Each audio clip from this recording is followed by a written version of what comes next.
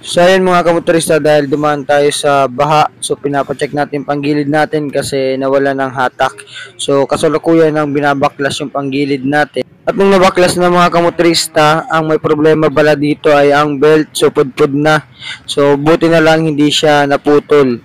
So nakarating pa hanggang dito sa shop. Akala ko kanina pinasukan ng tubig kaya pinalinisan ko na rin para maganda ang takbo na ulit. So, solido sila ditong maglinis. Nandito tayo ngayon sa RJ Works. Ayan, motorcycle parts and accessories. So, dito yan along the way ng Mabuhay City Road sa loob ng subdivision namin. And ito yung mga services na in-offer nila. Ayan, basahin nyo na lang mga kamotorista. So, marami silang in-offer na services dito sa mga motor.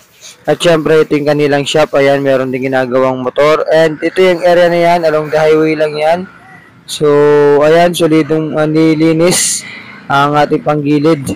At ang naglilinis pa dito, ang mismong may-ari, syempre, si RJ. Shout out sa'yo. So, dati ko yung estudyante, kaya siya ang humawak ng motor ko para maglinis. So, napakasolido maglinis dito sa shop na to kahit yung kanilang mga mekaniko dito.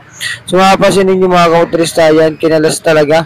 So, binaklas lahat ng panggilid ko para malinisan ang loob talaga at walang dumi na maiwan. So, ganun dito maglinis sa RJ Works.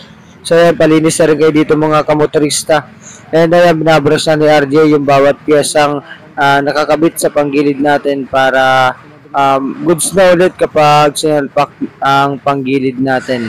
Dahil nga mga kamotorista, sunod-sunod ang pagulan dito sa area natin, dito sa Laguna.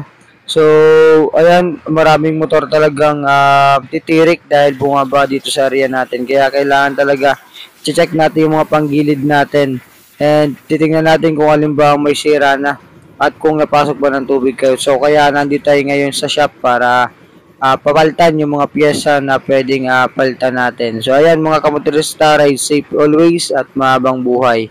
So, just peace lang tayo sa kalsada.